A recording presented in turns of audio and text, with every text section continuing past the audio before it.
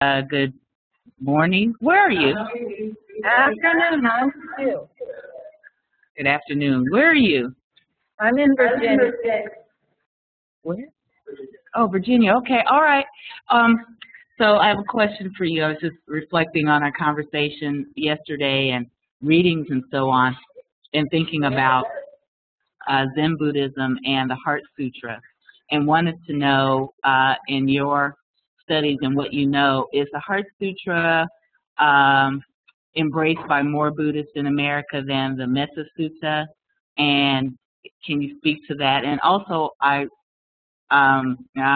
okay. And then my other question is, I went to Shambhala not long ago, and their head leader, whose name I can't recall, apparently has changed the fact that they've recited the Heart Sutra for years and has replaced it with something else, and it's caused a little stir.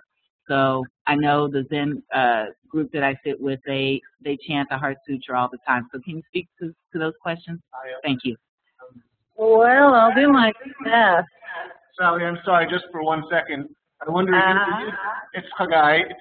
Alon asked me to continue moderating. I wonder if you could define the terms Heart Sutra and Metta Sutra for the rest of us who aren't familiar with those terms before you then give your explanation. Would that be okay? Absolutely. So, key words there are sutta and sutra. It's the same word in two languages. How are we doing? Sorry, I'm just trying to let you see the group. Yeah, that would be great. Hi, group. All right, that's great. Yeah. So the key words are sutta and sutra. It's the same word in two languages. Sutta, S-U-T-T-A, is the word in the Pali language. Same word in Sanskrit is sutra, S-U-T-R-A. And basically, wherever you see that word sutta or sutra, it's a term referring to a scripture alleged to have been originally spoken by the Buddha or a Buddha. So it's a pretty big word, sutta or sutra.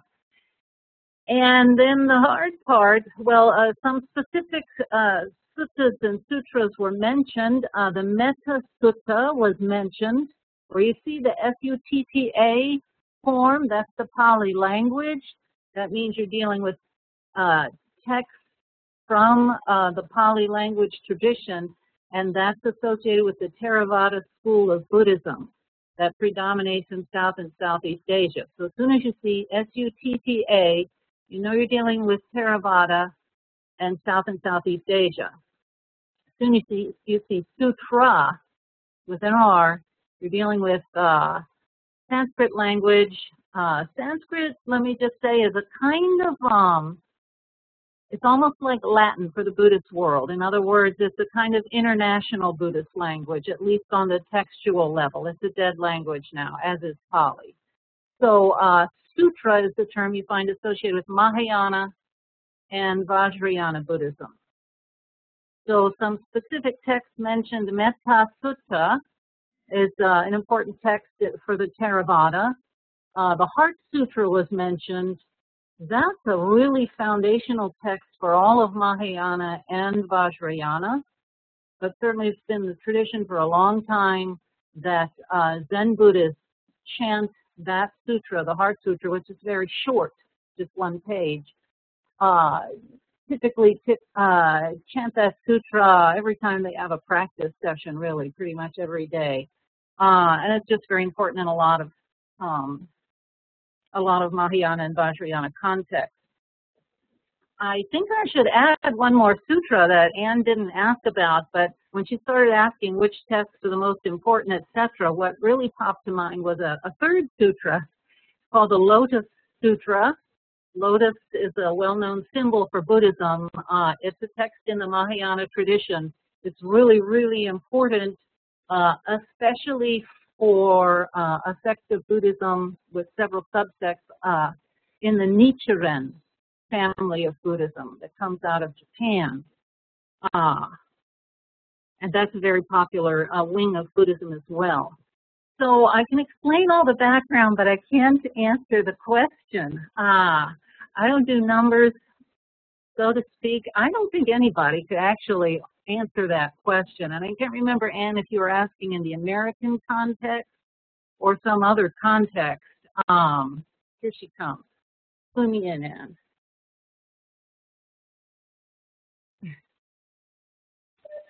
Hey, Sally. They're insisting that you know my actual name, which is Io, and but I can answer to Anne. It's no problem. So your name is Io? Yes. Okay, good. Thank you. You're welcome. Well, one of the reasons why I brought up the Heart Sutra is because I don't think it was in our readings or what we talked about, and I know it's a major text for many, many Buddhists, and also, in my opinion, it illustrates how Buddhism can be seen so differently. The emphasis being put on emptiness. Right. Okay. So let me just say, I have no idea about the numbers. I don't think anybody else has any idea either, so I don't feel too bad about that. As far as the Heart Sutra, it's so important, but the other part of it is it's so difficult, even to understand the concept of emptiness. I don't blame at all Maria for not mentioning it or getting into it. First of all, it's not the subject of the chapter, but second of all, it's too difficult. I teach a course on Buddhism, and I really work up to the concept of emptiness over several weeks, and then I spend several days just focusing on that one concept. It's too difficult, and it's too difficult really for us to even get into seriously here. It's a big one, so, and it's subtle and it's demanding. So it's important, but maybe when I'm up there in person we can talk about it a little bit. But it's just I just can't do it across the miles and in a few sound bites. So I'm going to let that one pass.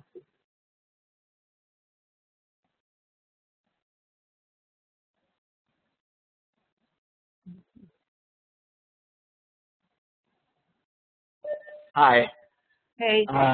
So I guess the format that we're doing now, and I don't know, maybe Alon can correct me if I'm wrong, is that often after we've had a text study, we've been doing sort of a question and answer about the religion, sort of everything you wanted to know about Buddhism. So if that's okay with you, I think we'll take some questions just about general questions about Buddhism. Would that be okay? Anything's okay. Let me just say my understanding was, but I can do whatever you like to the best of my ability, of course. My understanding was I would talk for half an hour or so, and we would do the question and answer in the second hour together from 3 to 4. And what I had intended to talk about, I was thinking about what would best serve your needs and interests there. I wanted to talk about, since monks are the sort of de facto leaders of the Buddhist world, I was going to talk about the main duties and functions of the monks in Buddhism, which as I sat and thought about it, became quite a list. So I can either get into that or not, whichever you prefer. That sounds perfect. What you just described sounds great. I guess I wasn't clear on the plan, so I misunderstood what we're doing, but Alon tells me that that's the plan. So if you want to go ahead and start talking about monks and leadership, that would be fantastic. Okay, great. All right. So as you remember from yesterday, the Buddhist world, the Buddha instituted the Sangha, which is the Buddhist community, and there are the 4 parts: the monks, the nuns, the laymen, and lay women. And out of those historical facts, monks come out way ahead of everybody else in terms of the leadership role. There are challenges, major challenges to that today from women and from lay people, and we'll talk about that in subsequent days, but I just want to show you sort of the classical model where the monks are the leaders. So I thought I'd talk about the duties, the functions, the expectations of what a monk does in this kind of leadership role. So let me just launch into that. First thing that came to mind, and it's interesting to me that this is what comes to mind first, first, perhaps, duty of a monk is to serve as what's called a field of merit. A field of merit. So what is merit? Merit is basically good karma, which I don't know how well you understand karma, but you want as much good karma as you can get. You can loosely think of it as sort of blessings. It means you're going to have a better birth next time around and things like that. So lay people's practice in Theravada Buddhism, in South and Southeast Asia, typically what they're interested in is not so much we want to achieve nirvana, we want to escape samsara. That's for the monks. What the lay people want is to amass as much merit, as much good karma as possible. Then they'll have a good birth next time around, and one of these days they'll get around to the whole nirvana concern, but they're not in any hurry. You might have heard that from the Hindus. They feel kind of the same way. So the lay people want to get a lot of merit. What's the number one best way to get merit is by giving to a monk.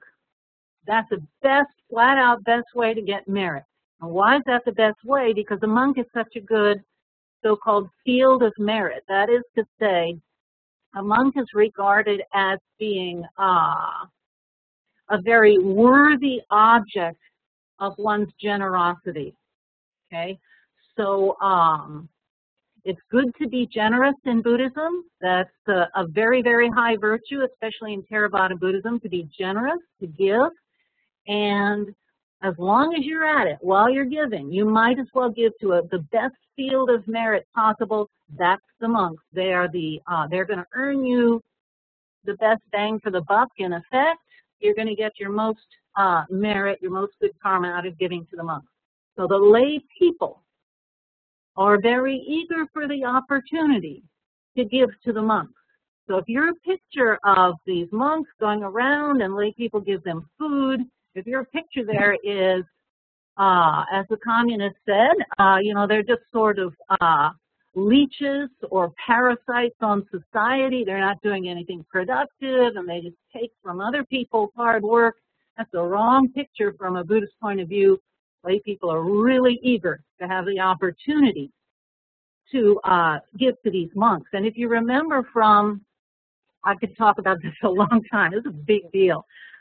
If you remember from the street demonstrations in Burma not too long ago, the monks were walking in the streets. It was an anti-government demonstration, and they were walking in the streets with their bowls, the food bowls that they usually collect food in. They're walking the streets with their bowls turned upside down. It was a symbol of they did refuse to accept any donations from the government or from the soldiers or their families. And so this was denying those people the opportunity to earn this merit, this good karma. It was a way of saying the government is morally bankrupt. And it was, in fact, a big challenge to their power. So that's all to say, people really want to give to the monks. And so in a way, yes, the monks are getting food that way, and you can't ignore that. But from a Buddhist point of view, it's more important that the lay people are having this opportunity to earn merit. So that's their number one duty in my mind. Second thing that comes to mind, second duty for a monk is to work hard and advance in his own practice and his own spiritual development. That's hugely important. Really, everything rests on that. So you're never done practicing, of course. You're always developing. And part of that is what's behind this idea of merit. You are a worthy field of merit precisely because you're doing these practices, the practices of a monk. So you're meant to work very hard at that for your sake and for others' sake as well. Third duty that comes to mind, and these first several are very interrelated. The third duty that comes to mind is to be a model, of the best kind of human behavior that there is. And going along with that, part of this duty is to maintain the precepts. let me go ahead and talk about the precepts here because I don't know if I'll have a chance later. The precepts, in the case of the monks, the precepts are basically the rules that establish their way of life and their behavior. And they're very detailed. In the Theravada tradition, I looked this up, so this is an exception to my not knowing numbers. In the Theravada tradition, the monks follow 227 rules. So they're very particular. They cover everything. They cover things like when you go around to accept food from people, you're going to be barefoot. You're going to go barefoot, and you don't talk with people as you go around. There's also a certain way of walking. In fact, this covers all their walking. It's to be slow and dignified. You never see a monk rushing around. You're not looking to either side. You're looking straight ahead. So there's all kinds of detailed rules. Covers everything. You know, how you eat, when you eat, what you wear, how you interact with people. Covers everything. And these precepts, these 227 rules, are supposed to be, on the one hand, a manifestation of the middle path that Buddhists follow, this middle path between the extremes of hedonism and asceticism, avoiding those two extremes. But from a layperson's point of view, the monk's life, because of the 227 precepts, is very disciplined. There's a great deal of self-denial and self-discipline and restraint embodied in living your life according to these 227 rules. So from a layperson's point of view, this is really the key to what makes these monks such a worthy object of veneration, really, and such a rich field of merit. The fact that they are living a life of such self-discipline, such self-restraint, that's considered extremely admirable in the Buddhist world. And then by maintaining this way of life, they are serving as this model of a kind of an ideal way of living a human life. And so everyone really expects monks to be very good, obviously moral exemplars, very self-disciplined. There's a lot of qualities they're looking for in a monk. And it's supposed to come out of the precepts are not only moral precepts, but as I said, cover things like how you walk, how you talk. It's a lot of training in self-discipline that's going on there. So that's a big one, maintaining the precepts and being a model. All right, now as to perhaps some of the things that you might expect that would be on this list. The next thing that comes to mind is, for duties, the fourth one is they need to perform some rituals.